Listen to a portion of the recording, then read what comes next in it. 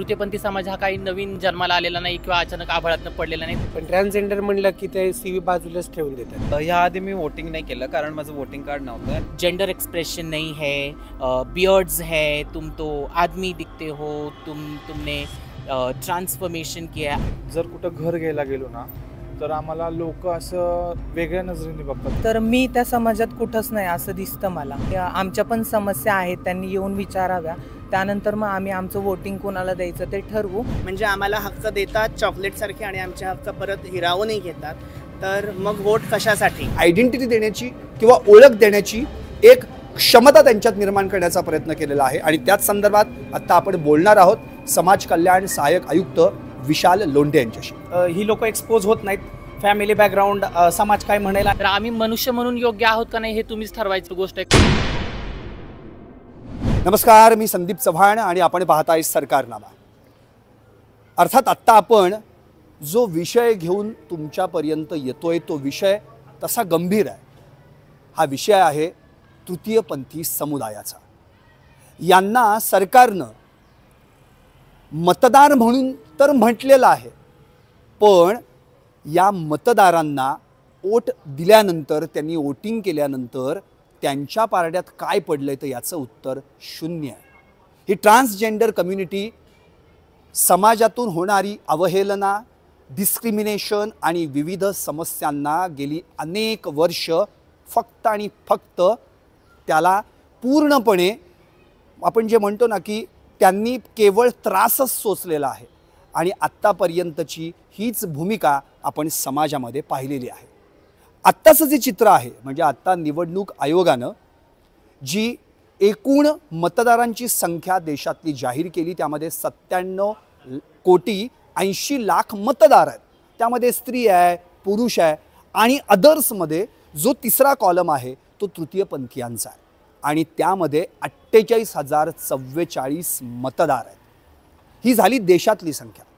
महाराष्ट्रात 5,492 आहेत, पण आपल्या पुण्यात म्हणजे पुणे शहर, पुणे लोकसभा मतदारसंघाचा विचार केला तर ही संख्या आहे 308 आणि याच 308 पैकी 30-40 तृतीयपंथी मतदार आज आपल्या सोबत आहेत। मी त्यांच्याशी थेट सरकारनामाच्या माध्यमातून संवाद साधणार आहे आणि तृतीयपंथीयांचा कौल कुणाला हे जाणून घेणार आहे। नमस्कार सगळ्यांनाच सरकारनामा तर्फे पहिल्यांदा मी शुभेच्छा देतो की आत्तापर्यंत तुम्ही आपल्या समाजासाठी, न्याय हक्कासाठी लढत आलेला आहात आणि आता शासनानं एक वोटर्स म्हणून तर तुमच्याकडे निश्चितच पाहायला सुरुवात केलेली आहे, पण लोकप्रतिनिधी तुमच्याकडे केवळ वोटर्स म्हणूनच पाहतात की काय हा देखील प्रश्न उपस्थित होतो। कारण ना तुमच्या समस्या लोकसभेत मांडल्या जात, ना तुमच्या समस्या कुठल्या विधान परिषदेत किंवा विधानसभेत मांडल्या जात आहेत। त्यामुळं पहिल्यांदा हाच प्रश्न आहे, आत्ता पुण्यामध्ये कोण उभं राहिलं आहे याची नावं तुम्हाला माहीत असतील नसतील, पण मी नावं सांगतो आणि मग आपण त्यापुढे जाऊयात। भाजपकडून पुणे लोकसभा मतदारसंघात मुरलीधर मोहोळ यांना उमेदवारी मिळालेली आहे आणि काँग्रेसकडून रवींद्र धंगेकर यांना उमेदवारी मिळालेली आहे। आता प्रचाराची रणधुमाळी सुरू होणार आहे आणि हे तुमच्यापर्यंत पोचतील न पोचतील मला माहीत नाही। ते पोचले आणि तुम्हाला भेटायला आले तर तुम्ही त्यांना कोणती मागणी करणार? सर्वप्रथम तर तृतीयपंथीयांचा उदरनिर्वाहाचा खूप मोठा प्रश्न आहे आणि प्रत्येकाने त्या गोष्टीचा विचार करावा। कारण इतके वर्ष झालं बेगिंग आणि काही वेगवेगळ्या गोष्टींमध्ये तृतीयपंथी आढळून येतात, पण त्या गोष्टींमधून बाहेर मेनस्ट्रीममध्ये जर आणायचं असेल तर जॉबचे रिझर्वेशन्स देणं सगळीकडे गरजेचं आहे। भले ते गव्हर्नमेंट असू दे किंवा प्रायव्हेट सेक्टरमध्ये असू दे, सरकारने तृतीयपंथीयांसाठी एक रिझर्वेशन काढणं गरजेचं आहे। त्यामुळे तृतीयपंथी समाजाला मेनस्ट्रीममध्ये येण्यासाठी खूप उपयोगी गोष्ट ठरेल ती। तर ही एक माझी मागणी असेल जे काही उमेदवार असतील त्यांच्याकडे, आणि जे कोणी पूर्ण करेल किंवा त्या मदत करण्याचं आश्वासन देईल तर त्यांना आमचं मत नक्कीच भेटेल। नक्कीच। याआधी तुम्ही कधी वोटिंग केलं आहे का? ह्याआधी मी वोटिंग नाही केलं कारण माझं वोटिंग कार्ड नव्हतं आणि यावर्षीच मी आत्ता काढून घेतलेलं आहे आणि त्याचाही संस्थांमार्फतच कॅम्प लावला होता आणि आम्ही तिकडेच वोटिंग कार्ड काढलेले आहेत तृतीयपंथीयांचे। नक्कीच। आणि आत्ता इथे जे उपस्थित आहेत ते सगळे वोटर्स आहेत, म्हणजे तृतीयपंथी मतदार म्हणून आपण त्यांना म्हणूयात, पण यांच्याकडे नुसतेच वोटर्स म्हणजे वोटिंग कार्ड आहेत। आधार कार्ड मिळवायचं असेल तरीसुद्धा अडचण येते, जेंडर कार्ड मिळवायचं असेल तरीसुद्धा अडचण येते। अहो ससूनसारखा वॉर्ड ज्या ठिकाणी यांच्यासाठी स्पेशल सुरू झाला तिथे सुद्धा डिस्क्रिमिनेशन हा मुद्दा उपस्थित होतो. आणि अर्थातच या सगळ्या प्रश्नांची उत्तर मी जाणून घेणार आहे. विशेष म्हणजे याच समाजासाठी गेली अनेक वर्ष कार्यरत असलेल्या आणि आता समाज कल्याण विभागाच्या स्वीप आयकॉनच्या ब्रँड अँबॅसिडर प्रेरणा वाघेला या देखील मॅडम या ठिकाणी उपस्थित आहेत. मी त्यांचं देखील स्वागत करतो. आणि त्यांच्यासोबत ज्या आपण मंगलमुखी किन्नर असोसिएशनच्या माध्यमातून याच्यासाठी कार्य करतात त्या कादंबरी मॅडम देखील उपस्थित आहेत. मी त्यांच्याशी देखील या ठिकाणी संवाद साधणार आहे. खरं तर इथे जेवढे सगळे उपस्थित हा समुदाय आहे याच्यामध्ये एक आणखी एक महत्त्वाची अडचण आहे जी मी तुम्हाला शेअर करणार आहे. म्हणजे समाजात इतक्या अवहेलना आत्तापर्यंत यांनी सोसलेल्या आहेत की दिवसा त्यांच्याकडे फिरकूनही बघायचं नाही आणि रात्री मात्र त्यांना शोधून काढायचं आणि मग बाकीचे सगळे आपण प्रकार जे अक्षरशः तोंडातूनही सांगता येत नाहीत असे प्रकार घडलेले आपण पाहिलेले आहेत. अर्थात पोटापाण्यासाठी सेक्स वर्कर म्हणून त्यांना काम करावं लागतं, भीक मागावी लागते. पण आपण त्यांच्याकडे कसे पाहतो? आपण स्वतःला भारतीय नागरिक समजतो पण ते देखील भारताचे नागरिक आहेत. त्यांच्याबद्दल आपण आपली काय मतं व्यक्त करतो हे मला नव्यानं सांगण्याची गरज नाही. त्यामुळे ही अवहेलना त्यांच्या वाट्याला पुन्हा येऊ नये यासाठी आपण देखील सर्वांनी प्रयत्न करणं गरजेचं आहे. त्यामुळे मी या ठिकाणी प्रेरणा मॅडमना हाच पहिला प्रश्न विचारणार आहे की वोटर कार्ड्स मिळताना सुद्धा अडचणी निर्माण होतात. म्हणजे दिवसा तो आणि रात्री ती अशा भूमिकेत असलेल्या माणसाला वोटर कार्ड देताना शासनाला पण अडचणी येतात आणि आपल्याला स्वीकारताना पण. ही नेमकी काय अडचण आहे, काय सांगता येईल? ऐसे अड़चन नहीं होना चाहिए. जो इंसान सेल्फ डिक्लेयर करता है कि मैं ट्रांसजेंडर हूँ, आई थिंक ये सरकार जो भी फैसिलिटेटिंग एजेंसी है कि जो कार्ड सपोर्ट करती है सेल्फ डिक्लेरेशन पे या ट्रांसजेंडर कार्ड पे, अगर हम ये बेनिफिट अवेलेबल कर सकते हैं कि इसके द्वारा हम दे सकते हैं. बिकॉज़ हर एक ट्रांसजेंडर इंसान ओपन एंड कंफर्टेबल नहीं हो सकता. हम चाहते हैं कि ट्रांसजेंडर फैमिली के साथ रहे, बिकॉज़ हम सबको पता है कि फैमिली डिसओन करती है वो इंसान की ज़िंदगी क्या होती है. और फैमिली का सपोर्ट बहुत वैल्यूएबल है हर एक जन के इंसान की लाइफ में. तो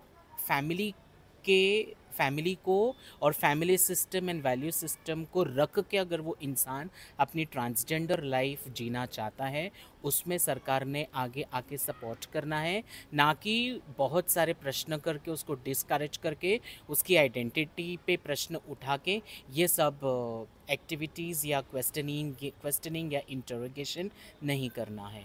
ट्रांसजेंडर कार्ड अगर वो इंसान के पास है, जो बिकॉज़ हर एक इंसान सेल्फ डिक्लेयर नहीं करेगा कि मैं ट्रांसजेंडर हूँ, इसके लिए डेफिनेटली वो अपनी आइडेंटिटी को पहचानता है और इसलिए वो और हमारे इतने बेनिफिट्स नहीं हैं, सोशल एंटाइटलमेंट या स्कीम्स इतने बड़े बड़े नहीं हैं कि आजकल जैसे कोई जाति का झूठा कार्ड बना के एक एडवांटेज लेता है, जाति का झूठा कार्ड बना के कंटेस्टेंट बन जाता है, चाहे वो लोकसभा का कंटेस्टेंट हो या विधानसभा विधान परिषद का कंटेस्टेंट हो. हमारे टीजी कम्युनिटी में तो ये तो शक्य ही नहीं है.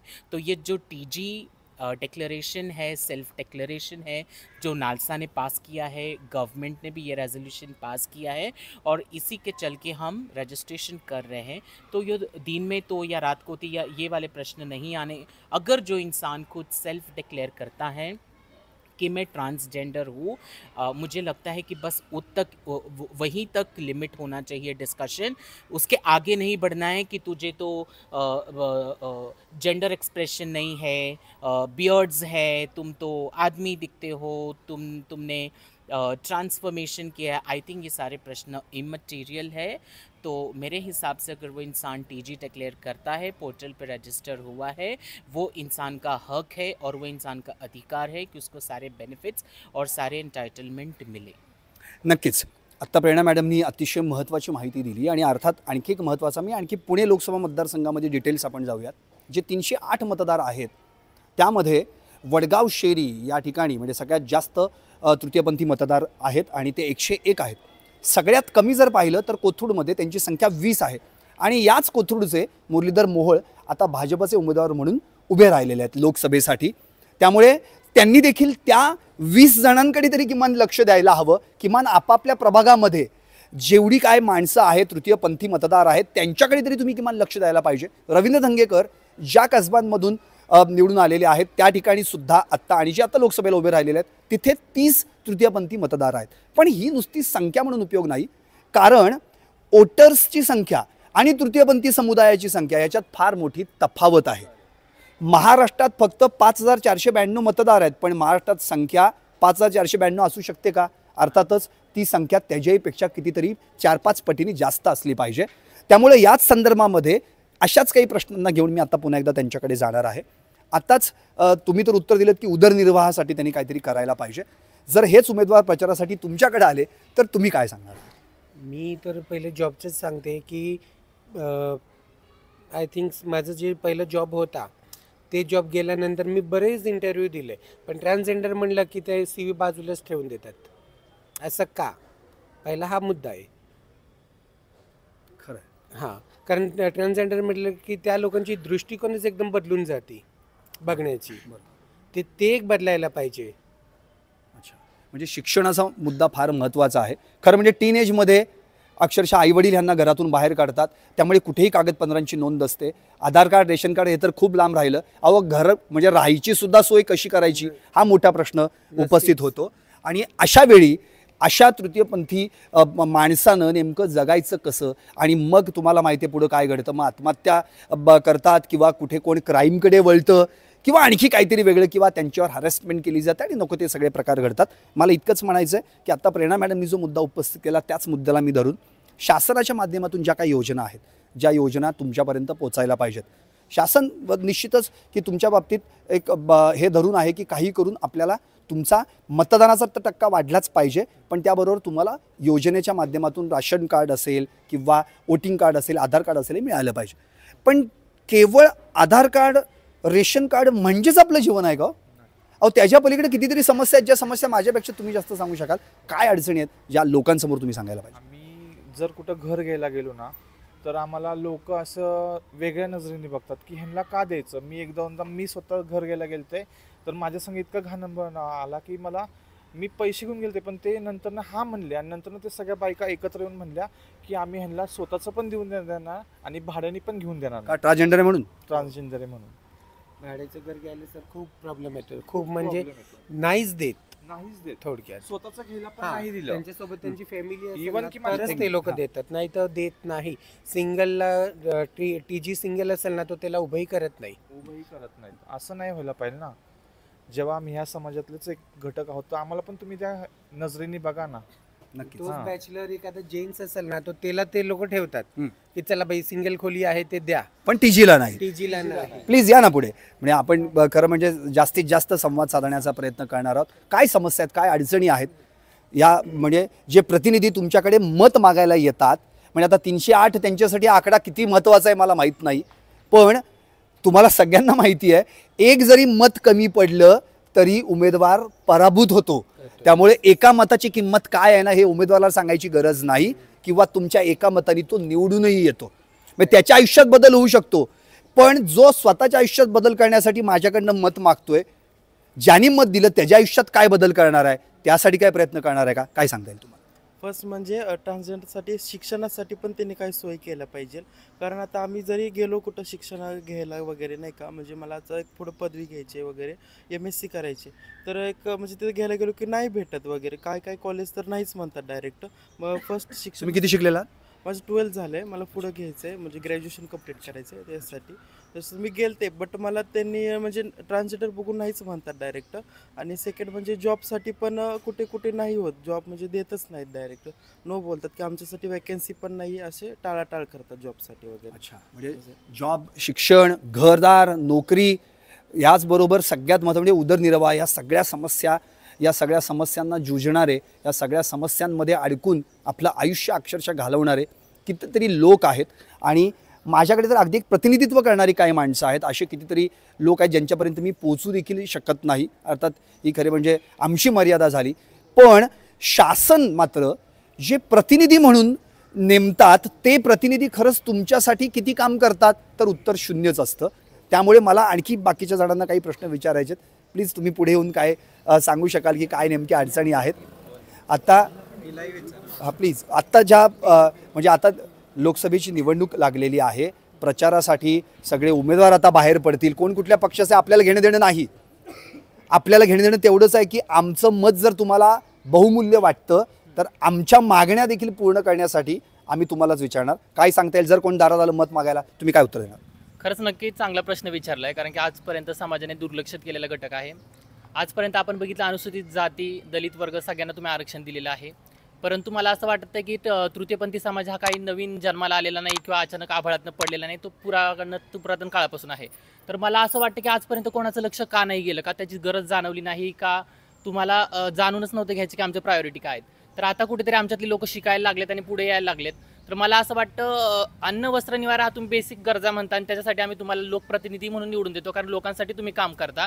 तर आम्ही मनुष्य म्हणून योग्य आहोत का नाही हे तुम्हीच ठरवायची गोष्ट आहे. कारण की तुम्ही प्राण्यांसाठी अभयारण्य करता, म्हणजे जे प्राणी नामशेष होत आहेत त्यासाठी अभयारण्य करता, त्यांच्यासाठी रिझर्वेशन ठेवता. पण माणूस म्हणून आम्ही 2 हात पायावरती जरी असलो तरी तुम्ही आमच्यासाठी एक रिझर्वेशन देऊ शकत नाही, एवढी दयनीय स्थिती आहे. उरला प्रश्न पोलीस केस वगैरे, तुम्ही क्रिमिनल, आम्ही जर उद्या क्राईम केला आमच्यातलं कोणी, तर साहजिक आहे तुम्ही आम्हाला सगळे कायदे लावून तुम्ही आम्हाला आतमध्ये करणार. त्यावेळेला सगळे कायदे तुम्ही बघणार. पण माणूस म्हणून आम्हाला कोणते हक्क मिळतात, कोणत्या गोष्टी मिळतात, याचं तुम्ही कधी पाठपुरावा करता का? जर तुम्हाला आम्हाला कायद्यानुसार बांधायचं आहे, तुम्हाला प्रत्येक गोष्टी आम्हाला पुरवल्या पाहिजेत, ज्या माणूस म्हणून भारतीय नागरिकाला पुरवल्या जातात. त्या गोष्टी ज्यावेळी कराल त्यावेळी खरंच आम्ही मतदार मनपूर्वक तुम्हाला करू आणि तुम्हाला वोटिंग करू. एवढीच माझं सरकारला सांगणे की तुम्ही नक्की निवडून या, आम्ही तुम्हाला साथ देऊ. परंतु एवढे की आमच्याकडे लक्ष द्या, तरच आम्ही तुमच्याकडे लक्ष देऊ. नाहीतर नोटा बटन आहे, आम्ही नोटाला वोट करू. बस संपलं. मी नक्कीच रिप्रेझेंटेटिव्ह असला पाहिजे या संदर्भामध्ये प्रेरणा मॅडम आणि कादंबरी मॅडम यांच्याकडे मी येणारच आहे आणि त्याच्याने मी शेवट करेन नक्कीच. पण आणखी काही समस्या आहेत ज्या समस्या मला जाणून घ्यायच्यात. काय सांगता येईल, तुमचा काय मुद्दा आहे? या सगळ्या निवडणुकीकडे पाहताना आपल्याकडे फक्त वोटर्स म्हणून बघितलं जातंय का, आणि तसं असेल तर तुम्ही त्याला काय उत्तर द्याल? साहजिकच आहे की वोटर्स म्हणूनच बघितलं जातं आहे. बिकॉज दरवर्षीप्रमाणे किंवा दर 5 वर्षाप्रमाणे पण लोक, आमदार लोक, जे खासदार लोक आहेत ते घरापाशी येतील, आम्हाला वोट द्या. त्यानंतर मग कोणाकोणाचं प्लॅनिंग होईल की आम्ही 1000 रुपये देणार, आम्ही 2000 देणार, कोणी बिर्याणीची पार्टी ठेवल, काय ठेवल. पण ह्या एकंदरीत गोष्टी लक्षात घेतल्या तर मी त्या समाजात कुठंच नाही असं दिसतं मला. आणि ह्या वर्षी मी खरं तर सिरियसली सांगायचं म्हटलं तर मी वोटिंग करणारच नाही आहे. पण आता मी यावर विचार करेल की नाही का आमच्या लोकांसाठी कोण काय करतं आहे. बिकॉज ट्रान्सजेंडर्स जे आहेत हे रामराज्यापासून आहेत, किन्नर लोक जे आहेत. आणि ह्याला जे WHO आहे यांनी पण अगोदर जेंडर डिस्फोरिया म्हणजे नाही का यांना काहीतरी आजार आहे असं घोषित केलं होतं. पण नंतर त्यांनी त्याच्यावरती रिसर्च केल्यानंतर कळलं की नाही, ह्या व्यक्तीची ही आयडेंटिटी आहे, हे LGBT आहे, जे लेस्बियन झालं, गे झालं, ट्रान्स झालं, हे प्रत्येकाची एक ID आहे. मग हे डिक्लेअर झाल्यावरती त्यांनी असं घोषित करायला पाहिजे की आम्ही पण ह्या समाजाचा घटक आहेत, की हा जो जेंडर डिस्फोरिया म्हणून आजार घोषित केला तो त्यांनी कॅन्सल केला. मग त्यांनी हे सिलेक्ट केलं की ही पर्सन, ह्यांची ID हीच आहे. तर मग त्यानंतर मला असं वाटत नाही, तुम्ही ID डिक्लेअर केली खरी गोष्ट आहे, पण समाजामध्ये आज पण लोक जाताना आहे ना वर खाली बघतात, असं वळून बघतात की अरे हे लोक चाललेत. तर ती मेंटॅलिटी आहे ती कमी झाली पाहिजे. आणि जर मी वोटिंग करते तर माझं वोटिंग करायचा हा अधिकार तुम्ही म्हणजे ॲज अ वोटर म्हणून घेताय ना, तर मग तुम्ही माझ्यासाठी पण काहीतरी आमच्या समाजासाठी केलं पाहिजेत. आणि न्यूजपर्यंत ही माहिती जाऊन त्याचं पुढे काय होतं ह्याचं काय म्हणजे नाही का कळतच नाही. त्यानंतर रिझल्ट काय येतात हे माहीतच नाही आहे. फक्त आम्ही बोलतो, हे बोलणं चालू आहे. त्यानंतर क्वचित एका ठिकाणी कुठंतरी कळतं की हा हिचं चांगलं झालं, अमक्या तमक्या मैत्रिणीचं. तर माझं काय म्हणणं की पूर्ण एकंदरीत समाजासाठी नाही का करावं त्यांनी. आणि आमच्या पण समस्या आहेत त्यांनी येऊन विचाराव्या. त्यानंतर मग आम्ही आमचं वोटिंग कोणाला द्यायचं ते ठरवू. आणि आत्ता सध्या माझ्या एका मैत्रिणींनी सांगितलं की घर भाडं म्हणजे भाड्याचं घर घ्यायला गेलं तर बघतात. तर हां, हे ॲक्च्युली बघतात की नाही का हे काय करतात, हे पैसे कसं कमवतात. मग हे सगळं जे ना हे सगळं गव्हर्नमेंटमुळेच झालेलं आहे. की समजा कोणी रेड लाईट एरियात काम करत असेल किंवा कोणी बेगिंग करत असेल, कोणी सिग्नलवरती मागत असेल, तर त्या लोकांना उदरनिर्वाह म्हणून एक जॉब पाहिजे. काही लोक असे आहेत आमच्यातले की त्यांची घराची जी रिस्पॉन्सिबिलिटी आहे ती त्यांच्यावरतीच आहे. मग कुठून ना कुठून तर म्हणजे नाही का पोटासाठी सगळेजण काम करावंच लागतं. मग ऑप्शन नसल्यामुळे लोक करतात आमच्यातले कामं. मग हा विचार तुम्ही करायला पाहिजे की आपण वोटिंग जर घेतोय तर ॲज अ वोटर म्हणून विचार नाही केला पाहिजे. तर मग जेव्हा पण आता हे होईल ह्या महिन्यातलं जे काही आहे, तर मग त्यावेळेस आम्हाला येऊन जो विचारेल, जो आमचे प्रश्न सॉल्व्ह करेल, डेफिनेटली आम्ही त्यांना वोट देऊ. नक्कीच. आणखी कोणाला काही बोलायचं आहे, स्वतःहून काही सांगायचं आहे, एखादा मुद्दा जो लोकांपर्यंत पोहोचवायचा आहे? नक्की. मी आता कार्यक्रमाच्या शेवटाकडे येणार, नक्कीच तुमच्याकडे येतो. तर मला असं वाटतं की रिझर्वेशन्स जसं मगाशी मी बोलले जॉबमध्ये वगैरे देणं गरजेचं आहे, तसं लोकसभा आणि राज्यसभेमध्येही ट्रान्सजेंडर कॅन्डिडेटसाठी रिझर्वेशन्स हवं आणि ज्या पॉलिटिकल पार्टीज असतील त्याच्यामध्येही रिझर्वेशन्स नक्कीच नक्कीच. कारण सगळ्यात मोठी गोष्ट म्हणजे जेव्हा बाबासाहेब आंबेडकरांनी संविधान लिहिलं होतं तर मागच्या जे बॅकवर्ड क्लास होता त्याला मेनस्ट्रीममध्ये आणण्यासाठी त्यांनी रिझर्वेशन दिलं, म्हणून आज तो समाज मेनस्ट्रीममध्ये आहे आणि सर्वांसोबत एकत्र चालू शकतो. तर मग आम्हाला असं वाटतं आमचा समाज जो आहे तो तर अजूनही खूप बॅकवर्ड सिच्युएशनमध्ये आहे आणि त्याला जर मेनस्ट्रीममध्ये आणायचं असेल तर त्यांना सगळ्याच गोष्टींमध्ये रिझर्वेशन देऊन मेनस्ट्रीममध्ये आणण्याची गरज आहे. तसंच आम्हालाही आमदारकी खासदारकीसाठी रिझर्वेशन्स असावेत आणि त्यातून काही चेंज घडेल, कारण आमच्या समस्या जे आमचे लोक वरपर्यंत पोहोचवू शकतील, सरकारपर्यंत रिप्रेझेंटेटिव्ह असणं अत्यंत गरजेचं गरजेचं आहे. नक्कीच. मी आता कादंबरी मॅडमकडे येणार आहे, नंतर प्रेरणा मॅडम, आणि अर्थात तुम्हाला एक प्रश्न विचारणार आहे. पण मला इतकंच म्हणायचं की आत्ताच्या सगळ्या समस्या मांडलेल्या आहेत त्यांनी याच्यावर शासनानंतर विचार करावाच, पण जनतेने देखील विचार करायला पाहिजे की आपल्यासारखीच ही देखील माणसं आहेत, अजूनही आपण त्यांना कशा पद्धतीने ट्रीट करतो या विचार करणं नक्कीच गरजेचं आहे. कादंबरी मॅडम, ससूनचा जो मुद्दा आहे, अर्थात खूप गाजावाजा झाला, नंतर ट्रान्सजेंडर वॉर्ड त्या ठिकाणी तयार झाला, पण आत्ता तिथली परिस्थिती नेमकी काय आहे आणि की तुम्ही नेहमी समाजासाठी काम करत असता, काय सांगाल? ससून हॉस्पिटलमध्ये खरं तर तृतीयपंथी वॉर्ड असावा हे आमचं खूप पहिल्यापासूनचं स्वप्न होतं आणि ते पूर्णही झालं. बरेचसे काही पॉलिटिकल अधिकारी याच्यामध्ये हस्तक्षेप घेऊन त्यांच्या सहकार्याने आम्हाला ते मिळालं, त्याच्यामुळे त्या सगळ्यांचं आम्ही अभिनंदनसुद्धा केलं. पण आज ससूनचा हा वॉर्ड डगमगला आहे आणि आज तो बंद होतो की काय या मार्गावरती जेव्हा आहे तेव्हा बघत्या क्षणी असं वाटतं की हा फक्त जसं आज आता आपण इंटरव्ह्यू घेतोय की एक वोटिंग बँक म्हणूनच जसं आम्हाला बघितलं जातं तसं प्यादं म्हणूनच वापर केला जातो का? दरवेळेस आमच्या हक्कासाठी, आमच्या संरक्षणासाठी, आमच्या आरक्षणासाठी आम्हाला भांडावं लागतं, झगडावं लागतं आणि जेव्हा आमच्या जे अधिकारासाठी जेव्हा आम्ही ह्या वॉर्ड पाहिजे असं म्हणून मागणी केली होती तेव्हा त्याच्याकडे खरं तर मोठ्या प्रमाणामध्ये त्यांनी त्याचं प्रमोशन केलं आणि त्याचं उद्घाटनही मोठ्या प्रमाणामध्ये केलं आणि तिथे ट्रान्सजेंडर येत नाहीत म्हणून त्यांनी त्याच्यावर रोषही दाखवला. तर ट्रान्सजेंडर आजारी पडले तरीसुद्धा प्रॉब्लेम आहे. ट्रान्सजेंडर जर चांगले असेल धडधाकट तर तुमचा वॉर्ड कशासाठी हवा याच्यासाठी सुद्धा त्यांना क्वेश्चनिंग करायचं आहे. तर मुळात त्यांनी हे एक ठरवावं की त्यांना ट्रान्सजेंडर म्हणून ॲक्सेप्ट आहे की नाही हा घटक समाजामध्ये. आणि जर आपल्याला मिळून मिसळून जर समाज एकोप्याचा घडवायचा असेल तर आपल्याला सगळ्यांचा सारासार विचार करायला पाहिजे. आणि ससून रुग्णालयामध्ये जे शासकीय रुग्णालय आहे तिथे बरेचसे उपचार पद्धती चांगल्या प्रकारचे होतात आणि तिथे असं आम्हाला आढळलं आहे की आमच्या काही व्यक्तींना तिथे ॲडमिशन मिळाली नाही कारण त्यांच्याकडे TG कार्ड अवेलेबल नव्हतं. TG कार्ड अवेलेबल नव्हतं म्हणून ॲडमिट केलं नाही, पण त्यांनी किती संस्थांना अप्रोच केलं की त्यांचं व्हॅलिडेशन करण्यासाठी सुद्धा त्यांनी प्रयत्न केले नाहीत. ऑपरेशन झाल्यानंतर त्यांना ॲट इमिजिएट डिस्चार्ज दिला जातो. वेरॅज जर एखाद्या व्यक्तीची ऑपरेशन नंतर 5 दिवस सेवा शुश्रूषा करण्यासाठी जर गरज असेल तर त्याला दुसऱ्या दिवशीच हाकलण्यात येतं, तुम्ही घरी जाऊन आराम करू शकता असं सांगण्यात येतं. अशा प्रकारची जेव्हा उत्तरं आम्हाला आमच्या हक्काच्या वॉर्डमधनं जेव्हा येतात तेव्हा मात्र मग आमचं मनोबल कुठेतरी खचतं की आपण परत यावं का नाही यावं. आणि सगळ्यात महत्त्वाची अशी गोष्ट तिथे आढळली आम्हाला की त्या वॉर्डमध्ये LGBTQ कम्युनिटीसाठी जेंडरचं एक स्वतःचं असं शौचालय नाही आहे. जेंडर न्यूट्रल टॉयलेट तिथे असणं गरजेचं होतं. त्याच्यावरती महिला असं लिहिलेलं आहे, त्याच्यामुळे मग ट्रान्स मेननी कुठे जावं, ट्रान्स वुमननी कसं जावं, स्वतःला आयडेंटिफाय करणारे ट्रान्सजेंडर जे आहेत, ज्यांच्याकडे ट्रान्सजेंडर आयडेंटिटी कार्ड आहे ते तर तिथे जाऊन आपली घेतच आहेत, पण ज्यांच्याकडे नाही आहे त्यांनी काय करावं. तर असं एक खूप दडपणाचं आणि असं खूप भयभीत असं वातावरण आम्हाला झालेलं आहे की ससून परत आमचा वॉर्ड बंद करणार आहे की नाही. म्हणजे आम्हाला हक्क देतात चॉकलेटसारखे आणि आमचे हक्क परत हिरावूनही घेतात, तर मग वोट कशासाठी? नक्कीच नक्कीच. म्हणजे आता थोडक्यात जो कादंबरीनं प्रश्न केलेला आहे, जे पुण्याचे भावी खासदार होऊ पाहत आहेत त्या उमेदवारांना खरं म्हणजे माझी कळकळीची विनंती आहे की एकदा खरंच त्या ससूनमधल्या ट्रान्सजेंडर वॉर्डमध्ये जाऊन पाहावं, तिथल्या अडचणी काय आहेत, समस्या काय आहेत या समजून घ्याव्यात आणि ते प्रश्न तातडीने कसे मार्गी लागतील याकडे लक्ष द्यावं.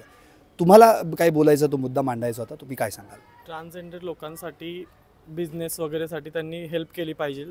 बिझनेस त्यांनी म्हणजे काही ना काहीतरी छोटे मोठे एक पात्रीचे लायसन्स बोला किंवा काही एखादा छोटासा सेटअप वगैरे ट्रान्सजेंडर लोकांसाठी करून दिला पाहिजे. जसं काही कोणी अपंग असतील काय असतील तर त्यांच्यासाठी म्हणजे बऱ्याचशा संस्था आहेत की ज्या तत्पर होतात, बऱ्याचशा संस्था त्यांना हेल्प करतात. तसं असं ट्रान्सजेंडरसाठी पण काही ना काहीतरी शासनाने केलं पाहिजे. नक्कीच. मी आता शेवटाकडे येणार आहे आणि प्रेरणा मॅडमना तो प्रश्न करणार आहे जो मगाशी काही जणांनी उपस्थित देखील केलेला आहे. त्याआधी तुम्हाला काहीतरी बोलायचं, प्लीज या साईडला या, आपण नक्की बोलूयात. काय समस्या आहे, काय मांडायचं आहे तुम्हाला, आणि आत्ताच्या प्रतिनिधींना तुम्हाला जे भावी खासदार होऊ पाहत आहेत यांच्याकडे तुमच्या कुठल्या समस्या आहेत ज्या तुम्ही मांडताय? आता जर पाहायला गेलं तर मी स्वतः ह्या महिन्यात 3 वेळा घर खाली केलं आहे, म्हणजे डिपॉझिट परत रिटर्न दिलं. म्हणजे अशी कंडिशन आली की घरं भेटत नाही. मग गव्हर्नमेंटकडे कितीतरी क्वार्टर्स असे मोकळे आहेत, तर त्या क्वार्टर्सला जर ट्रान्सजेंडरला जर राहण्यासाठी जर त्यांना प्रत्येकाला जर दिलं आणि त्यांना तिथंच नोकरी जर दिली तर हा खूप मोठा प्रश्न त्यांचा उदरनिर्वाहाचा घराचा पण सुटून जाईल आणि नोकरी पण ते तिथे करू शकतात. कॉन्ट्रॅक्टवर नोकरी प्रत्येकाला न देता परमनंट जर नोकरी जर दिली तर तृतीयपंथी आवश्यकपणे करते, 100% त्या त्यांचा उदरनिर्वाह करते. ह्याला सेक्स वर्कला पण आळा बसेल आणि जे बेगिंग करतात त्यांना पण आळा बसेल कुठेतरी. आणि नक्की समाजामध्ये सुधारण्याचा आणि एक ज्यावेळेस डॉक्युमेंट करताना सरकारी कामकाजामध्ये ट्रान्सजेंडर आढळून आले तर लोकांचा पाहण्याचा दृष्टिकोन पण बदलेल त्यांच्याकडं. आणि वेगवेगळ्या पद्धतीने त्यांच्याकडं कलागुणांचा आहे त्यांच्याकडं, तर ते साथ पण देतील तिथे. एवढंच बोलते मी. नक्कीच. छान मुद्दा मांडलात. आणि आता मी प्रेरणा मॅडमकडे येणार आहे. मीरा परिदा हे नाव आपण ऐकलेलं असेल, ज्या बिजू जनता दलाच्या तृतीयपंथी समुदायाच्या त्या ठिकाणी रिप्रेझेंटेटिव्ह म्हणून काम करतात. त्यांनी एक प्रश्न उपस्थित केला की आपल्या देशामध्ये महिला सबलीकरणासाठी नारी शक्ती असा मोठा अजेंडा राबवला जातो, पण आमच्यासाठी ट्रान्स शक्ती हा अजेंडा कधी राबवला जाणार, यासाठी नेमकं काय करणार आहात, तो मुद्दा त्यांनी उपस्थित केला होता. नंतर दिल्लीमध्ये पहिल्या तृतीयपंथी नगरसेवक म्हणून ज्या निवडून आल्या होत्या त्या बॉबी किन्नर यांनी देखील अशाच पद्धतीने आपले मुद्दे उपस्थित केले. आणि आणखी एक महत्त्वाचं म्हणजे चंद्रमुखी मुवाला म्हणून ज्यांनी तेलंगणामध्ये विधानसभेची निवडणूक मागच्या वेळी लढवली होती, त्यावेळी देखील त्यांनी याच पद्धतीने तृतीयपंथी समुदायासाठी जास्तीत जास्त भरघोस काम शासनानं कडणं अत्यंत गरजेचं आहे असं म्हटलं होतं. याचाच अर्थ प्रश्न असा उपस्थित होतो की या तृतीयपंथी समुदायाचे किंवा ट्रान्सजेंडर कम्युनिटीचे प्रतिनिधित्व करणारे रिप्रेझेंटेटिव्हच ना आपल्या लोकसभेत आहेत, ना राज्यसभेत आहेत, ना विधानसभेत आहेत, ना विधान परिषदेत आहेत. त्यामुळे आमचे प्रश्न मांडायचे कोणी हा पहिला मुद्दा. तेही जाऊ देत, किती जणांना आमचे प्रश्न काय आहेत हेही माहीत नाही आहे. त्यामुळं लोकसभेमध्ये किंवा विधानसभेमध्ये प्रत्येक राज्यात आणि देशात म्हणजे केंद्रामध्ये देखील या समुदायाचे देखील रिप्रेझेंटेटिव्ह असावेत. यासाठी कादंबरी असाल किंवा तुम्ही असाल काय काम करणार आहात, कशा पद्धतीने आता लढणार आहात. खरं म्हणजे आता ही आरपारची लढाई आहे. केवळ मतदार म्हणून आम्ही वोटिंग करणं आणि आमच्या हक्क मागण्यांसाठी आम्ही लोकसभेत किंवा विधानसभेत भांडणं याच्यात फार मोठा फरक असतो. तो हम रिस्पॉन्सिबल सिटीज़न हैं और हमें डेमोक्रेसी का महत्व पता है. हमारे कॉन्स्टिट्यूशनल वैल्यूज़ को कैसे हमें अपहोल्ड करना है वो भी हमें अच्छी तरीके से पता है. इसलिए हम सबको, हम हमारी बहनों को भी जिनके पास वोटिंग कार्ड नहीं है उनको वोटिंग कार्ड दिलवाएंगे. वो कंटिन्यू होगा एक्टिविटी. पैरेलली जो हमें कास्ट वोट करना है वो भी हम करेंगे. हम हमारे रिस्पॉन्सिबिलिटी पूरी तरीके से निभाएंगे बिकॉज़ हमें ये डेमोक्रेटिक एटमॉस्फेयर एनवायरनमेंट स्पॉइल नहीं करना है, तो वो कंटिन्यू करेंगे. लेकिन हमारा रिप्रेजेंटेशन होना वो बहुत ज़रूरी है. कॉन्स्टिट्यूशन कोई जेंडर पे डिस्क्रिमिनेट नहीं करता है. अगर हमारा संविधान, हमारी कंट्री, हमारा पॉलिटिकल कॉन्टेक्स्ट है या एनवायरनमेंट है, अगर वो कॉन्स्टिट्यूशन से इन्फ्लुएंस्ड है तो फिर हमारी समाज को क्यों अलूफ में रखा है. हम हमारी समाज को मेन स्ट्रीम में ला के हमारी समाज के रिप्रेजेंटेशन को विधानसभा, विधान परिषद या नेशनल लेवल राज्यसभा लोकसभा में अगर रिप्रेजेंटेशन नहीं आता है तो हमारे प्रॉब्लम्स कभी ही सॉल्व नहीं हो पाएंगे. जहाँ पे रिप्रेजेंटेशन है वहाँ पे मुद्दे बहुत क्लियर है. बिकॉज अगर हमें रिप्रेजेंटेशन नहीं मिलेगा तो हमारा मुद्दा कौन उठाएगा. आज तक लोकसभा ले लो, विधानसभा ले लो, राज्यसभा ले लो, कोई भी स्टेट लेवल, नेशनल लेवल का हाउस ले लो, हमारे इश्यूज़ पे डिस्कशन नहीं होता है. हमारे काउंट पे डिस्कशंस नहीं है, हमारे जेंडर बेस्ड वायलेंस पे डिस्कशन नहीं, हमारे अनएम्प्लॉयमेंट पे डिस्कशंस नहीं है, हमारी लाइफ कितनी शैटर्ड है उसके ऊपर कोई भी लाइट नहीं डालता है। तो जैसे किसान का मुद्दा बहुत महत्व है, मराठा रिजर्वेशन बहुत महत्व है, उसी तरीके से ट्रांस लाइफ और ट्रांस इश्यूज़, ट्रांस इंक्लूजन उतना ही रेलिवेंस है और उतना ही महत्व है।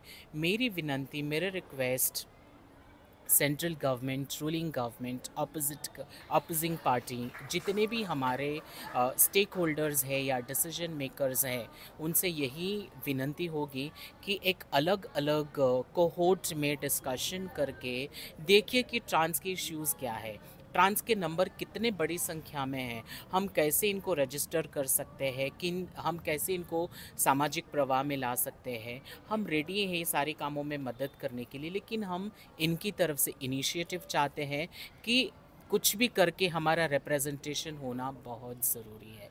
अगर रिप्रेजेंटेशन होगा तो हमारे इश्यूज़ को डिस्कशन, हमारे इश्यूज़ के ऊपर लाइट गिरेगी, अवेयरनेस बढ़ेगा, लोगों को पता चलेगा कि ट्रांस लोग हैं, ट्रांस के इश्यूज़ है, और ये इश्यूज़ में ये इश्यू का खाली डिसीजन मेकर सॉल्व नहीं कर सकता, हर एक समाज का घटक इसमें कंट्रीब्यूट करेगा तो ही हमारे इश्यूज़ को सल्यूशंस मिलेगा। तो मेरी विनंती डिसीजन मेकर से यही होगी कि आप थोड़ा रिप्रेजेंटेशन पे फोकस करिए। हमारी जो जमात है वो बियॉन्ड कास्ट है, बियॉन्ड क्लास है, बियॉन्ड कोई भी जो डिवीज़न है उसके बियॉन्ड है। तो इसका आप वेलकम करिए, हमारे समाज का रिस्पेक्ट करिए, हमारे समाज को खाली वोट बैंक ना समझ के उनके साथ मिल के, जैसे कि हमारा एफ़र्ट्स, कादम्बरी ने भी कहा है, हमारा एफ़र्ट्स लोगों को स्ट्रॉन्ग कांग्रीगेशन करके, फेडरेशन करके, एक मोबिलाइज करके हम हमारा फोर्स तो करने ही वाले, चाहे हमें सरकार मदद करे या ना करे। लेकिन as an activist, as an informed citizen, aware citizen, as a responsible member for trans community में हमारा एफ़र्ट्स लोगों को मोबिलाइज करना, हमारे समाज को एक लाना और एक स्ट्रॉन्ग फोर्स में सरकार के पास प्रश्न करना, तो डेफिनेटली सरकार को उसका उत्तर देना ही होगा। तो वो एफर्ट्स हमारा कंटिन्यू होगा, लेकिन सरकार से मेरी यही हमेशा विनंती रही है कि आपके रिप्रेजेंटेटिव्स को आप तक हमारे क्या चैलेंजेस है, हमारे क्या इश्यूज़ है, क्योंकि हमेशा जो भी पॉलिटिकल इंसान है, जो भी एक्टिविटी करता है, वो एक tick in the box activity रहती है, वो एक फोटोग्राफिक इवेंट होता है। और तो ये इसके बियॉन्ड हमें जाके अगर कुछ कर सकते हैं जिससे हमारी ज़िंदगी एक पॉझिटिव्ह लिव्हिंग बन सकती है, उसके लिए सबको मदत करना ज़रूरी है। नक्कीच. खरं मी आता शेवट करणार आहे आणि मला एवढंच सांगायचं आहे की आत्तापर्यंत या सगळ्यांनी जे मुद्दे उपस्थित केले त्याबद्दल सगळ्यात महत्त्वाचं म्हणजे जो प्रेरणा मॅडमने आत्ता एक मुद्दा मांडला की आमचे रिप्रेझेंटेटिव्ह म्हणजे आमचं प्रतिनिधित्व करणारे आमदार खासदार हे केंद्रात पाहिजेत, राज्यात पाहिजेत, पण हे तेव्हाच शक्य होईल जेव्हा प्रतिनिधित्व यांना मिळेल. पण त्याच जोडीला जे तृतीयपंथी समुदाय आहे त्यातले जास्तीत जास्त वोटर्ससुद्धा बनले पाहिजेत. त्यामुळे तो अवेअरनेस तुम्ही आणि कादंबरी मॅडम निश्चित मिळून तो करणार आहात. आणि जेव्हा राज्य पातळीवर आणि देश पातळीवर या वोटर्सची संख्या वाढेल तेव्हा तुमचं प्रतिनिधित्व निवडून येण्याला कोणीही रोखू शकणार नाही. खरं म्हणजे आत्ता ज्या सगळ्या समस्या आपण ऐकल्या, कुणाला राहायला घर नाही आहे, कुणाला खायला जेवायला अन्न नाही आहे, पोटा पाण्यासाठी काय करावं लागतं हे आपण प्रत्यक्ष पाहिलेलं आहे. मग त्यात व्हायोलन्ससारख्या गोष्टी करतात, आणखी नको त्या गोष्टी ज्या आपण समाजामध्ये पाहतो, आणि या समाजातल्या अवहेलना सोसण्यासाठीच यांचा जन्म आहे का? नाही. खरं म्हणजे हे भारताचे नागरिक आहेत हे सगळ्यांना मान्य आहे. तुम्ही मतदार यादीमध्ये त्यांचा एक रकाना सुद्धा केलेला आहे, पण आपल्या हृदयात देखील त्यांना आपण स्थान दिलं पाहिजे. हा विचार आपण सगळ्यांनी मिळून करायला पाहिजे. त्यांना केवळ voting card, ration card, gender card देऊन त्यांच्या समस्या सुटणार नाहीत, तर त्यांच्या समस्या सोडवण्यासाठी ती देखील माणसं आहेत हे पहिल्यांदा जाणून घेऊन माणुसकीचा मार्ग काय आहे या एकाच मार्गावर तुम्ही आम्ही सगळ्यांनी मिळून चाललं पाहिजे. इथे स्त्री, पुरुष, तृतीयपंथी हा भेदभाव टाळून आपण सगळे एक आहोत या भूमिकेतून एकत्र यायला पाहिजे, तरच आम्ही भारताचे नागरिक आहोत असं म्हणू शकतो. अर्थातच या कार्यक्रमाचा जो काही मूळ उद्देशच होता की नेमक्या यांच्या समस्या काय आहेत आणि या समस्या जाणून घेण्यासाठी तरी लोकप्रतिनिधींनी यांच्यापर्यंत पोहोचावं. मी याची टॅगलाईनच वापरली होती की तृतीयपंथीयांचा कौल कुणाला. त्याचं उत्तर त्यांनीच दिलेलं आहे, जे आमच्या मागण्या मान्य करतील त्यांनाच. अर्थात त्यांच्या समस्या आम्ही लोकप्रतिनिधींपर्यंत पोहोचवलेल्या आहेत. आता लोकप्रतिनिधी त्यांच्यापर्यंत कधी पोहोचतायत याचीच वाट पाहतोय. सरकारनामामध्ये आपलं स्वागत. अर्थातच आपण मगाशी तृतीयपंथीयांशी गप्पा मारल्या, बोललो, संवाद साधला. देशातील आत्ताच्या लोकसभा निवडणुकीत त्यांना देखील मतदार म्हणून जर त्यांची आत्ता गणना पाहिली तर जवळपास 48,044 इतके तृतीयपंथी मतदार आहेत. महाराष्ट्रामध्ये देखील यांची संख्या 5,492 इतकी आहे. आणि आपल्या पुणे लोकसभा मतदारसंघाचा विचार केला तर 308 तृतीयपंथी मतदार आहेत. पण या तृतीयपंथींना आत्तापर्यंत ज्या सामाजिक अवहेलनेला सामोरं जावं लागतं किंवा त्यांच्या अडचणी, समस्या, प्रश्न या संदर्भामध्ये मात्र आवाज उठवण्यासाठी शासनानं त्यांच्यापर्यंत पोहोचून त्यांना मतदानाचा किंवा त्यांना आयडेंटिटी देण्याची किंवा ओळख देण्याची एक क्षमता त्यांच्यात निर्माण करण्याचा प्रयत्न केलेला आहे. आणि त्याच संदर्भात आत्ता आपण बोलणार आहोत समाज कल्याण सहाय्यक आयुक्त विशाल लोंढे यांच्याशी. लोंढे साहेब, आपलं सरकारनामामध्ये हार्दिक स्वागत. आत्ताच आपण जे तृतीयपंथीयांच्या काही समस्या आहेत त्या संदर्भामध्ये आम्ही चर्चा केली, त्यांच्याशी बोललो सुद्धा. पण प्रश्न असा आहे की आत्ता आपल्या महाराष्ट्रात जितके मतदार आहेत तृतीयपंथी, पण त्यांची संख्या आहे त्या संख्येनुसार मतदार नाहीत. किंवा आत्ता आपल्या पुण्यामध्ये पण पाहिलं तर सुमारे 550 असतील, पण वोटर्स मात्र 308च आहेत. असं काही नेमकं असा एवढा आकडा फ्लक्च्युएट का होतो? नाही, निश्चितच विषय असा आहे की मुळात तृतीयपंथी नागरिक कोण आहे हे फिजिकली आपल्याला त्या दर्जाने किंवा एकदम इझिली आपल्याला ओळखता येत नाही. आम्ही म्हणजे मी पुणे जिल्ह्यासाठीचा तृतीयपंथी नागरिकांसाठी जो इलेक्शन कमिशनचा स्वीप प्रोग्राम आहे, म्हणजे अवेअरनेस आणि कॅम्पेनिंगसाठीचं जे सुरू असतं, तर त्याचं नोडल ऑफिसर आहे. परंतु आम्हाला जे रूट लेवलला काम करताना समजलेलं आहे की बऱ्याच अडचणी येतात. ही लोक एक्सपोज होत नाहीत. फॅमिली बॅकग्राऊंड, समाज काय म्हणेल आणि तत्सम बाबी. तर 2014ला नालचं जजमेंट आलं आणि नंतर 4-5 वर्षांच्या विचार मंथन आणि सगळ्या प्रक्रिया पार पडल्यानंतर 2019ला कायदा, 20ला त्याच्यातली अमेंडमेंट आणि त्यानंतर या सगळ्या गोष्टींना जो स्पीड लागलेला आहे त्याच्या अनुषंगाने जिल्हा लेवलला जिल्हाधिकारी महोदयांच्या अध्यक्षतेखाली या नागरिकांच्या तक्रारींचं निवारण आणि त्यांच्या वेलफेअरसाठीची जी समिती आहे त्याचा देखील मी सदस्य सचिव आहे. जिल्हाधिकारी महोदय त्याचे अध्यक्ष आहेत. आणि आम्ही जे स्वीपच्या माध्यमातून जे अवेअरनेस प्रोग्राम घेतोय त्याच्यातून समोर येते की हे नागरिक त्या पद्धतीने समोर येत नाहीत. डॉक्युमेंटचा प्रॉब्लेम असतो. परंतु मान्य इलेक्शन कमिशन ऑफ इंडिया यांनी एक साधं सेल्फ डिक्लेरेशन यांच्यासाठी आता प्रोड्यूस केलेलं आहे. तेवढं जरी त्यांनी आपल्याला दिलं तरी आपण त्यांना मतदार, म्हणजे ते आता स्थायी नागरिकत्व असो, तिथं राहत असो किंवा ते कुठेतरी टेनंट असो, तरी देखील आम्ही त्यांना मतदार म्हणून त्यांची नोंदणी करून घेतोय. मागच्या 2-3 महिन्यांपासून आपण जे वेगवेगळे प्रोग्राम्स घेतले, कॅम्पेनिंग केलं, त्याच्या माध्यमातून आपल्याला हा आकडा आता समोर येतोय.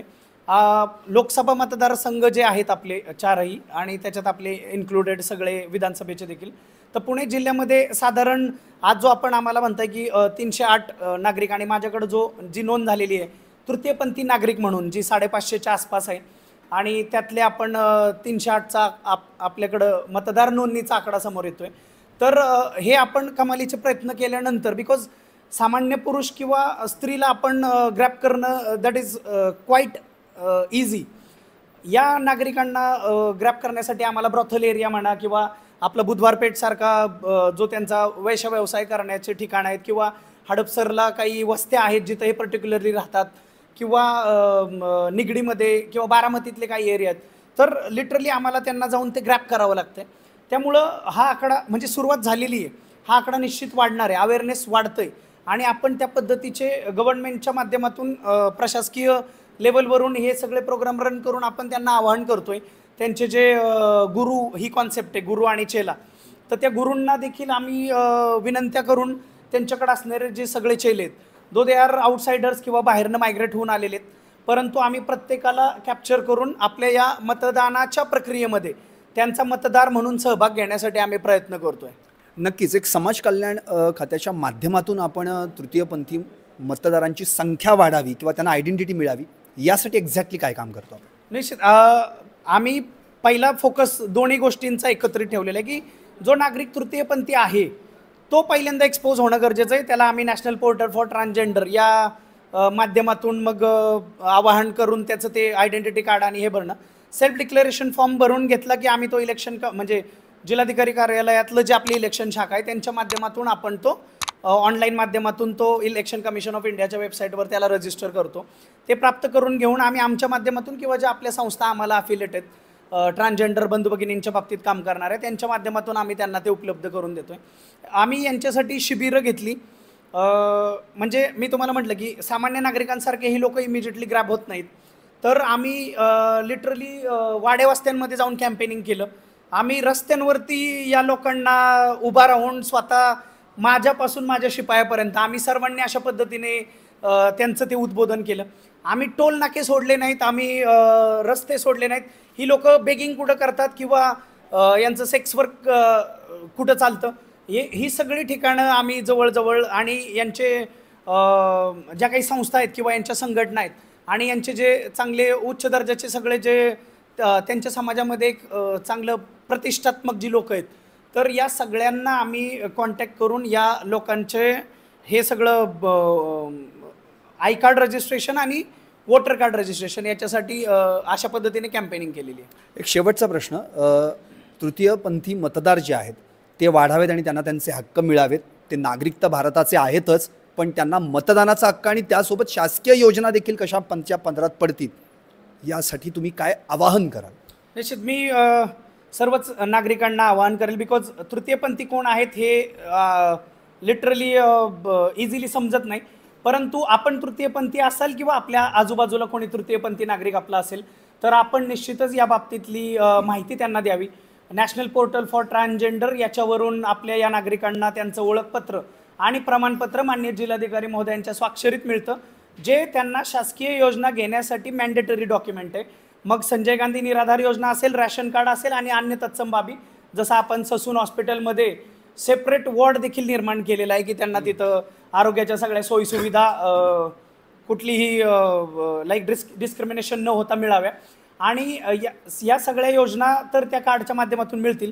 परंतु इलेक्शन कार्डचं जर रजिस्ट्रेशन केवळ एक डिक्लेरेशन फॉर्म, ज्याला इलेक्शन कमिशन ऑफ इंडियाच्या नॉमेनक्लेचरमध्ये आपण फॉर्म नंबर 6 म्हणतो, तेवढा जरी माझ्या या बांधवांनी भरून दिला आमच्याकडं किंवा संबंधित तहसीलदारांकडं किंवा संबंधित SDOंकडं, तरी देखील त्यांचं रजिस्ट्रेशन आमच्या इलेक्शन ब्रांच जी कलेक्टर ऑफिसला आहे तिथून आम्ही ते स्वतः त्याचं सगळं डेटा फिल करून ते इलेक्शन कमिशन ऑफ इंडियापर्यंत पोचवून त्याचं ते वोटर कार्ड प्राप्त करून घेऊन त्याला पोचवण्या इथपर्यंत आम्ही या नागरिकांसाठी कॅम्पेनिंग करत आहोत. आम्ही सर्वांनाच आवाहन करतो की आपल्या या बंधू भगिनींना या प्रक्रियेमध्ये, जिथं आपण लोकशाही बळकटीकरणाचे आज दोहे गातोय आणि त्यासाठी आपण प्रयत्नशील आहोत, तर त्यामध्ये या प्रक्रियेमध्ये माझ्या या नागरिकांना देखील आपण सहभागी करण्यामध्ये नक्की योगदान द्याल. आपण स्वतः असाल किंवा आपल्या आजूबाजूला कोणी असेल त्यांना निश्चित या बाबतीतली माहिती द्या आणि त्यांना समाज कल्याण आणि जिल्हाधिकारी कार्यालय पुणे या दोनही कार्यालयांमध्ये केव्हाही संपर्क करण्याचं आवाहन करा. धन्यवाद. सरकारनामाशी संवाद साधल्याबद्दल लोंढे साहेब आपलं खूप खूप धन्यवाद. तर एकंदरीतच त्यांनी आत्ताच स्पष्टच सांगितलेलं आहे की समाज कल्याण खातं असो, महाराष्ट्र राज्य असो किंवा केंद्र सरकार असो, सगळ्यांनी मिळून लोकशाही बळकट करण्याचे जे आपण दोहे गातोय त्यात तृतीयपंथीयांना देखील तितकाच अधिकार आहे. आम्ही देखील माणसं आहोत हे देखील ते म्हणत असतात आणि त्यांना देखील त्याच माणुसकीनं आपण सर्वांनी वागवायला हवं. पाहत रहा निर्भीड आणि सडेतोड सरकारनामा. राजकारणातील प्रत्येक अचूक बातमीचे सर्वात आधी अपडेट्स मिळवण्यासाठी सरकारनामाच्या सर्व सोशल मीडिया प्लॅटफॉर्मला लाईक, फॉलो आणि सबस्क्राईब करा. तसंच सर्व नोटिफिकेशनसाठी बेल आयकॉन प्रेस करायला विसरू नका.